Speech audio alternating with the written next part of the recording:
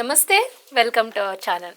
ప్రస్తుతం మనతో ప్రముఖ ఆధ్యాత్మికవేత్త, ఆస్ట్రాలజర్ అనంత శర్మ గారు ఉన్నారు. వారితో మాట్లాడదాం.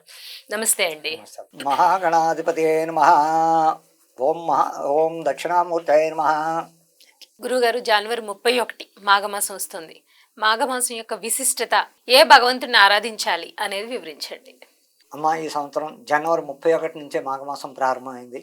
ఆ మాఘమాసం విశిష్టత ఎలాగే అంటే ఎంతో పవర్ఫుల్ అయిన మాసం. ఆ మాఘమాసంలో ఎవరు ఏ దేవుణ్ణి ఆరాధిస్తే ఎంత తొందరగా మన ఫలితాలు ఇస్తాయంటే, ఏ సూర్య భగవాన్, ఛాయాదేవి, పద్మినీదేవి ఇలాంటి దేవతల్ని, ఆ మహానుభావుడు సూర్య భగవాను ఆరాధించిన ఉషా పద్మిని ఛాయాదేవి సహిత శ్రీ సూర్య భగవాను ఆరాధించడం వలన ఎన్నో రకాల ఉపయోగం. మాఘమాసం అంతా 30 రోజులు ఆదివారాలు, 4 ఆదివారాలు ఇంకా నిష్ట పాటిస్తూ చక్కగా, మాఘపాదివారాలు అంటే 4 ఆదివారాలు, అలాగని 30 రోజులు చక్కగా సూర్య భగవాను దేవాలయానికి వెళ్ళొచ్చు. దేవాలయంలో చక్కగా అర్చనలు, అభిషేకాలు చేయించుకోవచ్చు. అలాగే ఎన్నో రకాలుగా ఉపవాసం ఉండగలుగుతూ ఉపవాసం ఉండడం, హాఫ్ డే తినగలంటే రాత్రి తినొచ్చు. లేదండి మేము ఉండాలి, ఆదివారం పక్కా పాటించాలి. 30 రోజుల్లో పాటించలేకపోయినా ప్రతి ఆదివారం నాడు చేయవలసిన ఉత్తమమైన ఫలితం ఏమిటయ్యా అంటే, మాఘపాదివారం చక్కగా ఉదయం లేవడం, సూర్యుడు ఉదయించకుండానే లేవడం, స్నానాలు చెయ్యటం, చక్కగా సూర్య భగవానుడు చిత్రపటం దగ్గర అన్ని పెట్టుకోవడం, అలాగే పిడకలు దారి వేసి చక్కగా పాలు పొంగించుకుని, ఆ పాలు చిక్కుడాకులో కానీ, జిల్లెడాకులో కానీ, తామలపాకులో కానీ, దొరకని పక్షల్లో తామలపాకులో కానీ పెట్టి ఆ నివేదన ఆయనకు సమర్పించి, ఆ సూర్య భగవానికి అర్చన సమర్పిస్తూ ఆయన నామస్మరణ చేసుకుని, అలా చేయడం వల్ల ఇంటిల్లిపాది చక్కగా ఆ తీర్థప్రసాదాలు స్వీకరించి, అలా ప్రతి ఆదివారం 4 ఆదివారాల్లో, అందులో బాగా పవర్ఫుల్ అయిన ఆదివారం రథసప్తమితో కూడుకొచ్చిందే అనుకోండి ఆదివారం, ఇంకా అసలు అంతు పట్టలేదు. అంటే సప్తమి ఆదివారం ఇప్పుడనే కాదు, ఏ నెలలో అయినా సప్తమి ఆదివారం భాను సప్తమి అని పిలుస్తారు. ఈ నెల లేదు, ఏ నెలలో అయినా సరే సప్తమితో కూడుకున్న ఆదివారం వచ్చిందంటే భాను సప్తమి. భానుడు అంటే సూర్య భగవానుడు.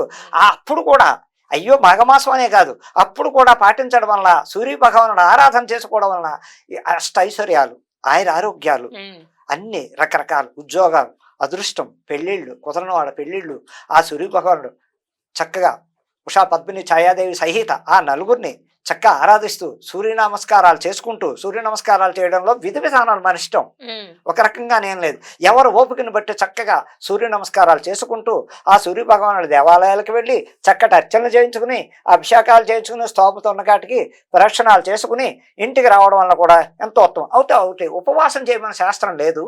ఉండగలిగిన వాళ్ళు చక్కగా ఉండి మధ్యాహ్నం 12 దాటగానే ఉంటే పళ్ళు అవి తినేవాళ్ళు ఉంటారు, రాత్రి తింటారు, సూర్యాస్తమయం కాదండి ఉండలేము, తప్పేం కాదు. ఉపవాసం అని చక్కగా భోజనం చేసేయచ్చు. మళ్ళా ఆదివారం నాడు మళ్ళీ యథాప్రకారంగా ఇదే పద్ధతిలో ఆ సూర్య భగవానుడికి ప్రతి 4 ఆదివారాలు మాఘమాసం మొత్తం చక్కగా ఆయన్నే స్మరించుకుంటూ సూర్యనారాయణ అష్టోత్తరం కానీ, నామస్మరణ కానీ, సూర్యనారాయణమూర్తి కథ కానీ విన్ని ఆచరించి పాటించిన వాళ్ళకి ఎన్నో రకాలు ఆయురారోగ్యాలతో చల్లగా ఉంటారని, అందులో ఏమిటే సర్వరోగ నివారణకి కూడా సూర్య భగవానుడే కారకుడు. ఆయన ఆరాధిస్తే వీళ్ళు ఒంటి మీద స్కిన్ ఎలర్జీలు ఉన్నా, ఏ రకమైన బాధలు ఉన్నా, హెల్త్ మోకాళ్ళ నొప్పులు ఉన్నా, కాళ్ళ నొప్పులు ఉన్నా, పాదాల నొప్పులు ఉన్నప్పటికీ ఆయన ఆరాధించి, తండ్రి నాకు ఈ కీళ్ళ నొప్పులు తగ్గించు, నేను బాధలు పడుతున్నాను, ప్రతి ఆదివారం నేను చక్కటి పాయసం చేసి నీకు నివేదన ఇచ్చి నీకు చేసేకే నేను ఏదైనా తింటా తండ్రి అని మనస్ఫూర్తిగా మనసావాచా కర్మణ ఆ సూర్యభగవాన్ని నమ్ముకోండి, ఆచారాలు పాటించి. మాఘమాసం విశేష ఏమిటంటే, మాఘమాసంలో పెళ్లిళ్ళు చేయించుకున్న వాళ్ళకి, మాఘమాసంలో పెళ్లిళ్ళు అయిన వాళ్ళు ఎంతో అదృష్టవంతులు. కుదిరిన పక్షంలో ముందు నెలలోనే కుదిరితే ఎంగేజ్మెంట్లు పెట్టుకోవడానికి కానీ, చక్కగా పెళ్లిళ్ళు చేసుకున్న వాళ్ళకి కానీ ఎంతో అద్భుతమైన రోజుల్లో సప్తమి తిథి కానీ, ఏకాదశి తిథి కానీ, పంచమి తిథి కానీ ఇలాంటివి వచ్చినప్పుడు, దశమి తిథి వచ్చిన ముహూర్తాల్లో పెట్టినప్పుడు ఆ లగ్నంలో, సింహలగ్నంలో, అందులో సింహలగ్నంలో వివాహం జరిగిందంటే వాళ్ళ కుటుంబాలు వెలుగుతూ ఉంటాయి. అన్ని లగ్నాల్లోకి సింహలగ్నం పవర్ ఎక్కువ. ఆ సింహలగ్నం సూర్య భగవానుడిది, మరి సింహానికి అధిపతి రవి. ఆ సింహలగ్నం సూర్య భగవానుడిది కాబట్టి ఆ ముహూర్తంలో నిజంగా అమ్మా లగ్నం అదే ఈ వసుపంచకంలో సింహలగ్నం పడిన ఇంకా అంత అదృష్టవంతులు ఎవరు ఉంటారు. అలాంటి టైంలో వివాహాలు చేసుకోవచ్చు. ఉపనయనాలు ముఖ్యం. అసలు మాఘమాసంలో ఉపనయనాలు విపరీతంగా చెయ్యాలి. మాఘమాసంలో ఉపనయనం చేయడం వల్ల ఉన్న ఉత్తమమైన ఆ తల్లిదండ్రులకి ఉపనయనం చేసుకున్న కుర్రాడికి ఎంతో మంచి జరుగుతుంది. ఆ గాయత్రి మాత ఒంట్లో ఆ యజ్ఞోపేతం వేయడం వలన ఎంతో పవర్. అలాగే ఆ ఉపనయనం చేశాక అయ్యగారు 11 సార్లు చెవిలో చెప్పిస్తాడు గాయత్రి మంత్రాన్ని. అది పవర్, మాఘమాస విశిష్టత పవరు. ఓం భోద్భవస్వరం తత్సర్వితరం వర్గో దేవస్స దేవే దియో యోన ప్రచోదయాదు. ఆ వడక పెళ్లి కొడుక్కి ఈ బ్రాహ్మణ చెవుల మంత్రం 11 సార్లు విను, నీ నోటి తప్పటి చెప్పని కండువా కప్పి చెవిలో చెప్తాడు ఆ అది ఎంతో పవర్ఫుల్. మాఘమాసంలో ఉపనయనం చేసుకున్న ఆ కుటుంబంలో సుఖ సంతోషాలు ఇంకా గృహప్రవేశాలు. గృహప్రవేశాలు మాఘమాసంలో వివాహాలు చేసుకున్న వాళ్ళకి, శంకుస్థాపనలు చేసుకున్న వాళ్ళకి ఎంతో లాభదాయకం. చక్కటి పవర్ఫుల్ మాసం అంటే కార్తీక మాసం, మాఘమాసం, వైశాఖ మాసం. ఇవి అంటే ఇటువంటి శుభకార్యాలు పవర్ ఇచ్చేది, చాలా పవర్ఫుల్.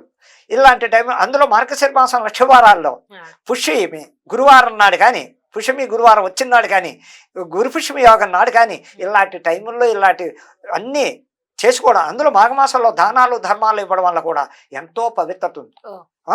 అలాగే వచ్చిన బ్రాహ్మణ చేత అన్నీ అయిపోయాక వాళ్ళకి మంచి వెండి పాత్ర కానీ పంచపాత్ర కానీ తోచింది దీపదానాలు కూడా ఇవ్వచ్చు. ఆ ఉపనయనం అయ్యాక బ్రాహ్మడికి వెండి వస్తువు ఇవ్వడం వల్ల కూడా ఎంతో పవర్ ఉందని చెప్పడానికి అనేక రకాలు. మాఘమాసం ఇది అది అని చెప్పడానికి లేదమ్మా. ఆఖరి మాఘమాసంలో ఇవి కూడా చేస్తారు.